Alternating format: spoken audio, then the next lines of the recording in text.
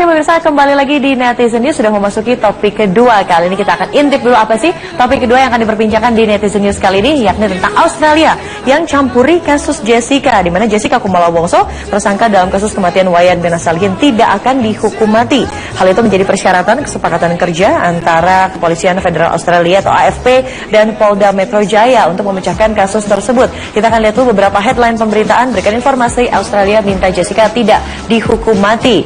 Dan juga Harian Australia Sydney Morning Herald memberitakan adanya kesepakatan itu dalam laporan yang terbit pada hari Minggu 28 Februari lalu, dan itu melaporkan bahwa Indonesia menjamin Jessica yang merupakan penduduk tetap atau permanent resident Australia tidak akan menghadapi hukuman mati terkait tuduhan bahwa dia telah membunuh temannya sendiri yang modusnya merupakan kopi yang dicampur dengan sianida. Kita akan lihat dulu respon dari para netizen. Hakim Tunggal PN Jakpus tolak pra-peradilan tersangka Jessica Wongso. Ya, ini juga memang gugatan pra-peradilan Jessica Kumala Wongso berakhir dengan penolakan permohonan Jessica seluruhnya oleh Hakim Tunggal Iwayan Merta hari Selasa kemarin tanggal 1 Maret pagi. Iya, ini dia yang sudah merespon kepada kami di @netizennews, @netnews_metro_tv. Anda juga tentunya bisa mencuitkan opini, aspirasi Anda ke akun Twitter kami. Jessica Kumala Wongso mau jadi saksi, malah jadi tersangka. Untuk membahasnya lebih lanjut, sudah hadir di studio Medsos Netizen News, ada pakar hukum pidana Pak Suparji Ahmad. Halo, selamat siang Pak Suparji. Ya, terima kasih sudah meluangkan waktu. Sama-sama. Ini kita kalau lihat kemarin pra-peradilan, kayaknya kalau pra-peradilan kan identiknya dengan kasus-kasus politik begitu. Nah, ini juga kasus pidana ternyata bisa diperadilankan dan juga akhirnya malah ditolak. Ada lagi informasi mengenai Australia dan juga Polda Metro Jaya yang ternyata melakukan MOU atau kesepakatan begitu. Bisa dijelaskan teknisnya lebih sederhana tidak Pak Suparji? Jadi pra-peradilan itu pada prinsipnya adalah bagian hak dari seorang yang ditetapkan menjadi tersangka atau kemudian yang ditahan, agar proses hukumnya itu tidak bertentangan dengan hak asasi manusia, tidak bertentangan dengan peraturan perundang-undangan. Jadi semacam kontrol horizontal antara aparat penegak hukum sehingga tidak bertentangan dengan aturan yang ada. Itu apapun kasus hukumnya ya Pak Suparji? Apapun kasus pidananya bisa dilakukan pra-peradilan, termasuk kasus Jessica atau JKW, Jessica Kumala Wongso kemarin bisa pra-peradilankan. Mungkin pra-peradilan ini menjadi tenar ketika kasus Wakapolri dulu ya Pak Budi Gunawan dulu. Tapi sesungguhnya itu ada dalam hukum acara pidana kita, kitab undang-undang acara pidana kita, bahwa ketika seseorang ditahan, seseorang ditetapkan jadi tersangka atau diselidiki yang tidak dengan alat bukti yang cukup, bisa mengajukan gugatan pra-peradilan agar kemudian pengadilan dengan cepat, waktunya kan cuma 7 hari, agar diberi putusan betul atau tidak prosesnya itu. Dalam kasus kemarin kan yang dijadikan objek pra-peradilan adalah proses penyelidikan, penyidikan, penahanan, dan pencekalan. Hakim Tunggal itu memutuskan semuanya ditolak karena memang sudah sesuai dengan prosedur, sudah alat bukti yang cukup untuk menetapkan yang bersangkutan diselidiki atau kemudian ditahan atau diterapkan kemudian jadi tersangka. Jadi prinsipnya adalah bahwa kita KUHAP memfasilitasi agar pra-peradilan dalam konteks kasus pidana agar proses hukum itu betul sesuai dengan peraturan perundang-undangan dan tidak bertentangan dan hak asasi manusia. Kemudian poin yang kedua soal MOU antara Australia dengan Polda Metro Jaya itu sesungguhnya sah-sah saja ada MOU itu, tapi yang penting adalah bahwa kita adalah negara hukum yang berdaulat, tidak boleh diintervensi, kita harus menerapkan hukum kita. Kalau kemudian yang bersangkutan itu nanti memiliki bukti yang kuat, misalnya melakukan pembunuhan berencana, bisa saja dikenakan pidana mati atau kemudian pidana seumur hidup. Nah, itu kata-kata intervensi tadi ini juga yang menjadi perbincangan netizen. Ini pemirsa, kalau saya melihat timeline sekarang di @news Metro TV mengatakan bahwa ini kenapa jadi Australia ikut campur? Terkesan ada intervensi dari Australia karena status dari Jessica Kumala Wongso yang merupakan permanent resident begitu di Australia, dan akhirnya malah nanti hukum yang berlakunya yang mana? Itu jadi pertanyaan, Pak Suparji. Saya kira itu menjadi concern bagi netizen untuk mengawasi apakah nanti penegakan hukum kita itu betul-betul sesuai dengan aturan hukum kita yang ada, atau kemudian ada pengaruh dari pihak Australia. Kalau menurut saya tidak boleh dipengaruhi Australia, tidak boleh ada intervensi, tidak boleh ada syarat apapun dalam proses kerjasama itu, apalagi bertentangan dengan kedaulatan hukum kita. Nah, salah satu syaratnya tadi adalah tidak menghukum mati misalnya, karena saya kira itu mestinya tidak bisa, karena itu akan berarti akan bertentangan dengan KUHP kita, karena KUHP kita kalau seandainya terbukti ada pembunuhan berencana, ya maka bisa dihukum mati atau bisa dihukum seumur hidup. Jadi Anda mengatakan dengan kata lain, maksudnya ini merupakan sudah bentuk intervensi? Menurut saya tidak bisa layak dikatakan bagian dari intervensi atau bahkan akan bertentangan dengan Kitab Undang Hukum Pidana dalam konteks bagaimana sanksi kepada seseorang yang terbukti melakukan pembunuhan berencana. Jadi ini menurut saya bagian dari kontrol kita kepada penegak hukum, apakah polisi, jaksa atau hakim nanti harus menegakkan kedaulatan hukum kita, kedaulatan aturan main kita, jangan sampai dipengaruhi negara lain meskipun kemudian bahwa itu dia permanen presiden atau apa, tetapi kan sesungguhnya dia melakukan kejahatan di sini. Sekali lagi korbannya ada di sini. Tetapi juga yang penting adalah melihat kasus ini, memang polisi, kejaksaan memiliki pekerjaan yang sangat besar untuk membuktikan sebetulnya apakah memang Jessica ini pelaku tunggalnya atau sebetulnya dia tidak melakukan itu sebagaimana yang dituduhkan dia. Jadi menurut saya menjadi pekerjaan besar di pengadilan nanti, jangan sampai kemudian nanti menghukum orang yang tidak bersalah. Menghukum orang yang tanpa alat bukti dan kemudian hukumlah memang betul kalau memang itu ada bukti yang cukup dan memang dia pelakunya. Itu pekerjaan besarnya. Tapi Pak Suparji, ini asing di telinga saya juga mungkin bagi para netizen bahwa ada ya kesepakatan antara institusi kepolisian untuk berjanji, ada syarat begitu, ada MOU bahwa tidak akan dihukum mati. Track record sebelumnya pernah tidak ada kasus yang serupa dengan ini dan akhirnya dilakukan kesepakatan seperti itu. Saya kira kalau perjanjian timbal balik pidana antar negara disahkan dalam ratifikasi suatu undang-undang ada. Tetapi kalau kemudian menyangkut teknis, menyangkut satu kasus tertentu, saya kira memang belum ada bahkan contoh ya. Apalagi kemudian saya akan membantu, kemudian jangan sampai nanti dihukum yang bersangkutan hukuman mati. Nah itu kan saya kira tidak tepat kalau dalam konteks penegakan hukum atau menegakkan kedaulatan hukum kita. Jadi ini bagaimana kita nanti netizen ini betul-betul mengawal semua kedaulatan hukum kita, karena kita memang harus menegakkan itu. Jangan sampai kemudian nanti bisa saja orang terdakwa tertentu bisa pesan ke negara lain supaya mengintervensi, nanti bisa bahaya proses penegakan hukum kita. Jadi terinspirasi lagi begitu dengan kasus. Menjadi hukum itu tidak independen, tidak mandiri, tidak profesional kan itu.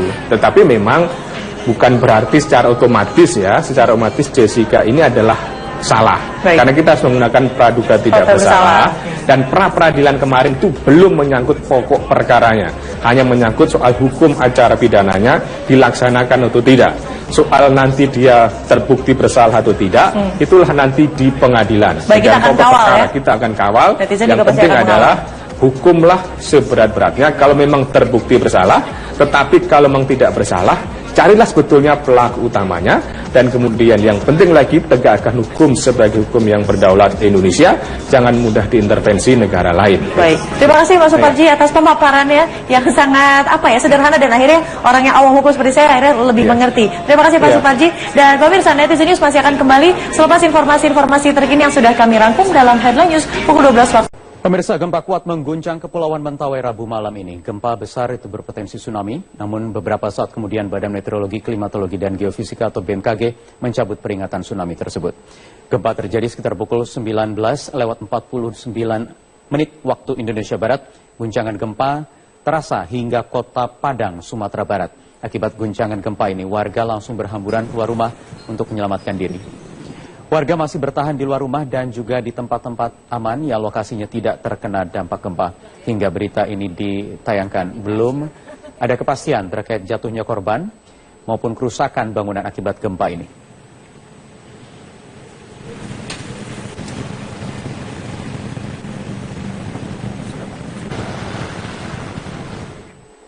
Ya, gempa berkekuatan 8,3 skala Richter di Kepulauan Mentawai, Sumatera Barat. Dari informasi yang kami terima dari BMKG, gempa tersebut berpotensi tsunami.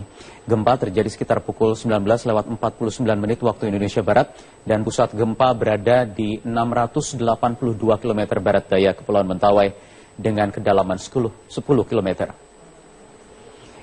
Dari laporan warga di Mentawai belum ada informasi terkait adanya tsunami seperti yang sudah diperingatkan sebelumnya oleh BMKG.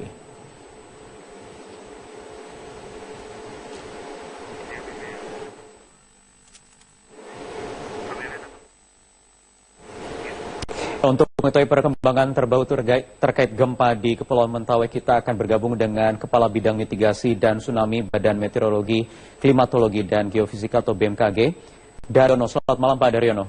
Selamat malam Pak. Pak Daryono, bisa kami informasi tepatnya 8,3 skala Richter atau 7,8 skala Richter? Terima kasih. Magnitudo gempa bumi ini setelah kita update itu 7,8, kedalamannya 10 km.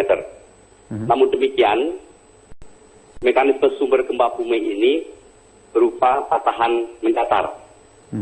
Secara konseptual, patahan mendatar ini tidak akan memicu tsunami.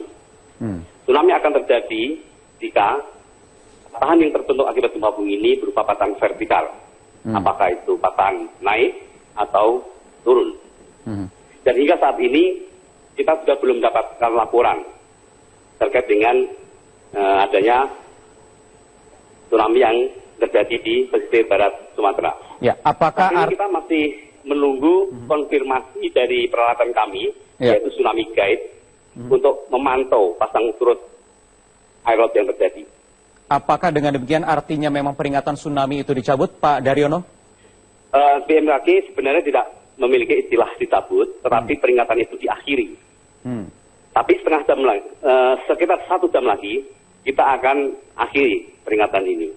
Sekitar 1,5 jam lagi dari sekarang? 1 jam lagi kita akhiri. 1 jam lagi dari sekarang akan diakhiri peringatan tsunami ini.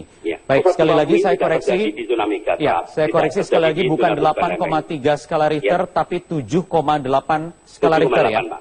Lebih kecil setelah kita update analisis. Wilayah mana saja yang terdampak akibat getaran gempa ini? Hampir seluruh wilayah penghulu Sumatera Barat itu terdampak getaran. Sumatera Barat, apakah juga Sumatera Utara juga termasuk Pak? Karena kami baca di akun Twitter di BMKG, ada Sumatera Barat, Sumatera Utara, Aceh, Bengkulu, dan juga Lampung. Iya, tapi paling besar dampaknya adalah Sumatera Barat. Ini karena jaraknya juga memang jauh Pak, sekitar 682 km barat daya Mentawai. Di sebelah timur zona 9D Strait, jadi cukup jauh Pak. Bukan di zona Megatrust, bukan di zona tumpukan lempeng. Bukan di zona tumpukan lempeng, ada lempeng Megatrust Sunda itu Pak? Bukan di situ ya? Bukan di situ Pak. Bukan di situ? Bukan di situ. Yang kita khawatirkan adalah peristiwa itu ada di zona Megatrust itu. Namun demikian, analisis kami menunjukkan bahwa pusat gempa jauh ada di 682 barat daya Mentawai. Artinya memang dampak getarannya atau mungkin ada gempa susulan seperti yang biasa terjadi, itu perkiraannya bagaimana Pak? Karena ini juga untuk antisipasi warga yang berada di sekitar Sumatera Barat, khususnya di Kepulauan Mentawai. Baik, memang salah satu karakteristik gempa kuat itu pasti diikuti gempa susulan. Namun demikian, dari pantauan kami, gempa susulan yang terjadi kekuatannya makin kecil dan lebih di bawah dari gempa utamanya.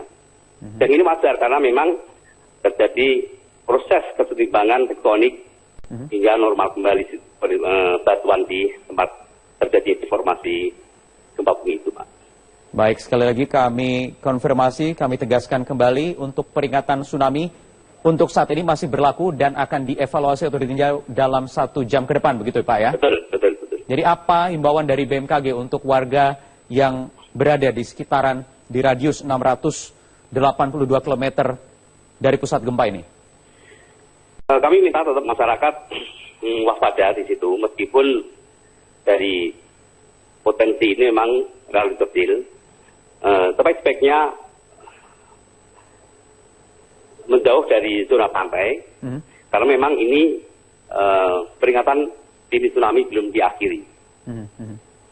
Oke, jadi di seluruh kawasan pantai di Sumatera Barat, di bagian barat, terutama barat daya, untuk menjauhi itu lebih baik, karena memang kita belum mengakhiri peringatan dini yang kita keluarkan.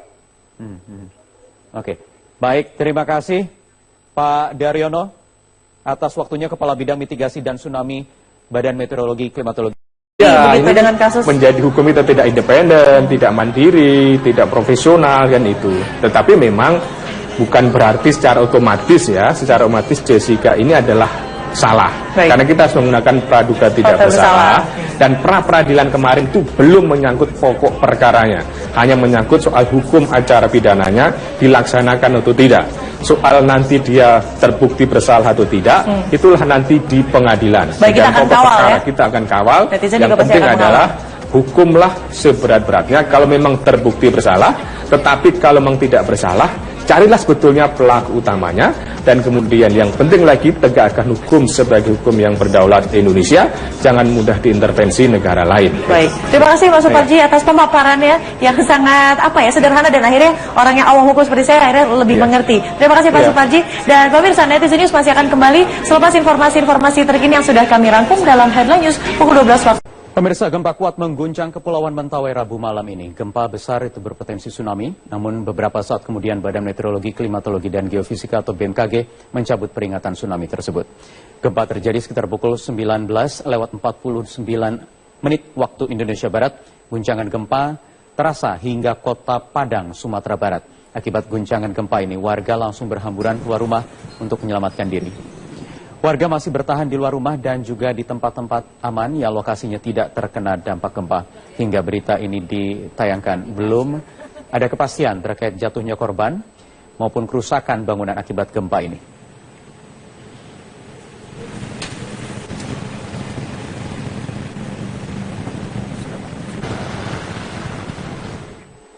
Ya, gempa berkekuatan 8,3 skala Richter di Kepulauan Mentawai, Sumatera Barat. Dari informasi yang kami terima dari BMKG, gempa tersebut berpotensi tsunami. Gempa terjadi sekitar pukul 19:49 waktu Indonesia Barat dan pusat gempa berada di 682 km barat daya Kepulauan Mentawai dengan kedalaman 10 km. Dari laporan warga di Mentawai belum ada informasi terkait adanya tsunami seperti yang sudah diperingatkan sebelumnya oleh BMKG.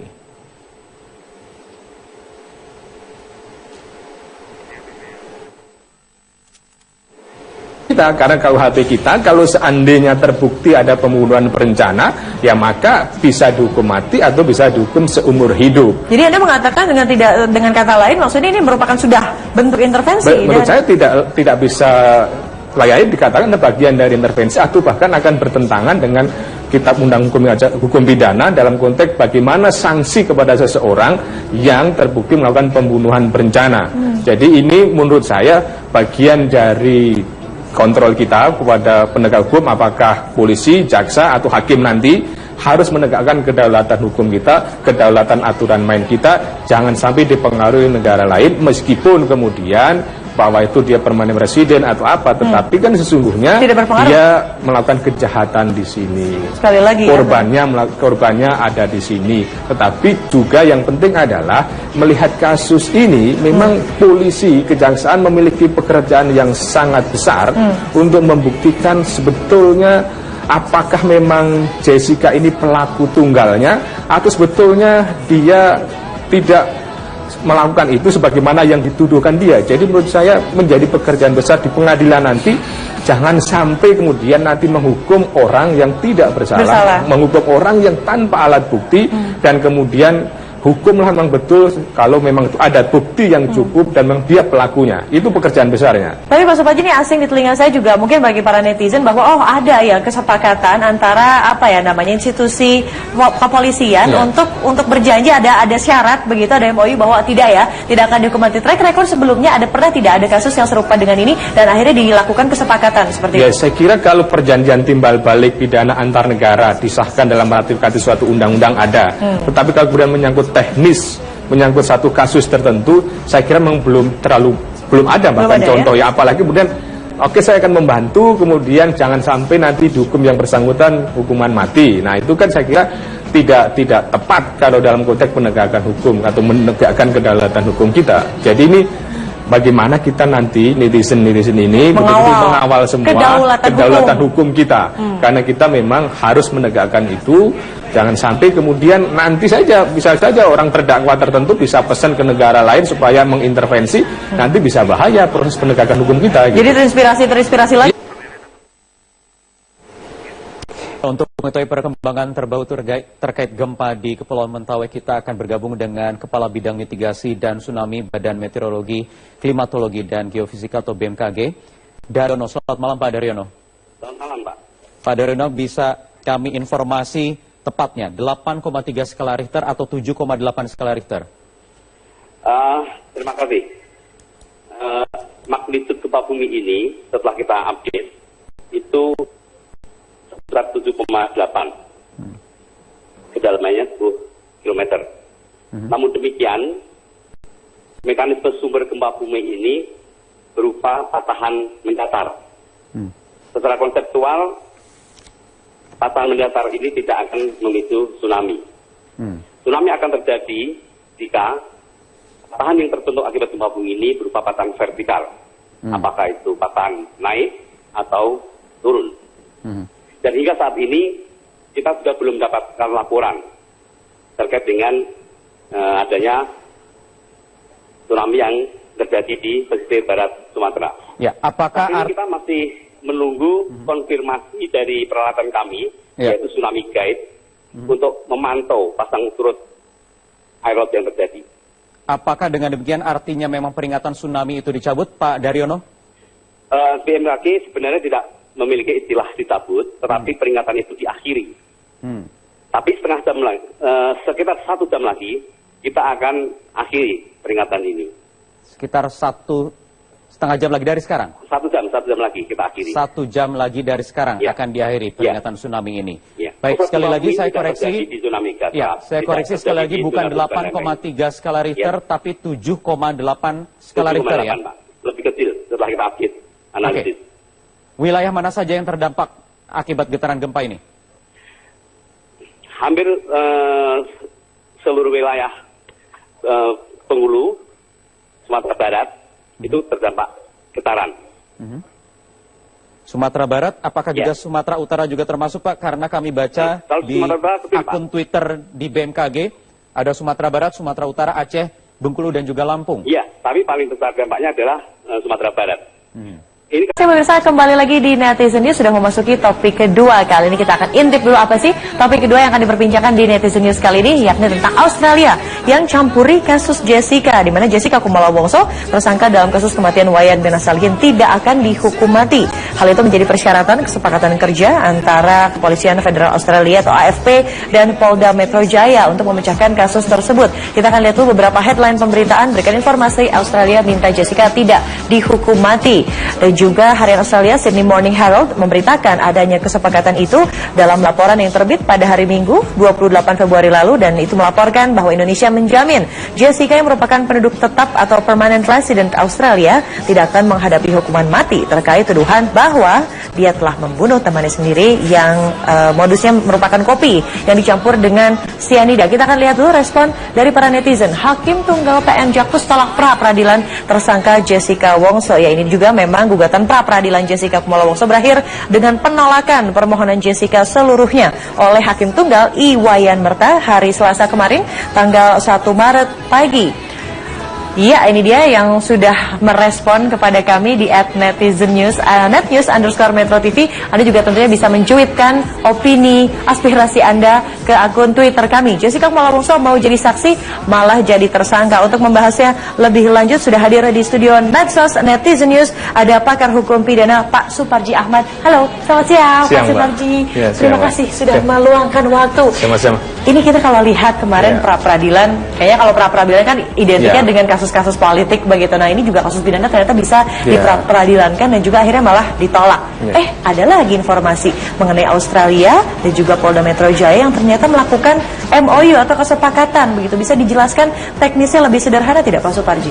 Jadi pra-peradilan itu pada prinsipnya adalah bagian hak dari seorang yang ditetapkan menjadi tersangka atau kemudian yang ditahan, agar proses hukumnya itu tidak bertentangan dengan hak asasi manusia, tidak bertentangan dengan peraturan perundang-undangan. Jadi semacam kontrol horizontal antara aparat penegak hukum sehingga tidak bertentangan dengan aturan yang ada. Itu apapun kasus hukumnya ya Pak Suparji? Apapun kasus pidananya bisa dilakukan pra-peradilan, termasuk kasus Jessica atau JKW, Jessica Kumala Wongso kemarin, bisa diperadilankan. mungkin pra-peradilan ini menjadi tenar ketika kasus Wakapolri dulu kan, ya Pak Budi Gunawan dulu. Tapi sesungguhnya itu ada dalam hukum acara pidana kita, kitab undang-undang acara pidana kita, bahwa ketika seseorang ditetapkan jadi tersangka atau diselidiki yang tidak dengan alat bukti yang cukup, bisa mengajukan gugatan pra-peradilan agar kemudian pengadilan dengan cepat, waktunya kan cuma 7 hari, agar diberi putusan betul atau tidak prosesnya itu. Dalam kasus kemarin kan yang dijadikan objek pra-peradilan adalah proses penyelidikan, penyidikan, penahanan, dan pencekalan. Hakim tunggal itu memutuskan semuanya ditolak karena memang sudah sesuai dengan prosedur, sudah alat bukti yang cukup untuk menetapkan yang bersangkutan diselidiki atau kemudian ditahan atau diterapkan kemudian jadi tersangka. Jadi prinsipnya adalah bahwa kita KUHP memfasilitasi agar pra-peradilan dalam konteks kasus pidana agar proses hukum itu betul sesuai dengan peraturan perundang-undangan dan tidak bertentangan dengan hak asasi manusia.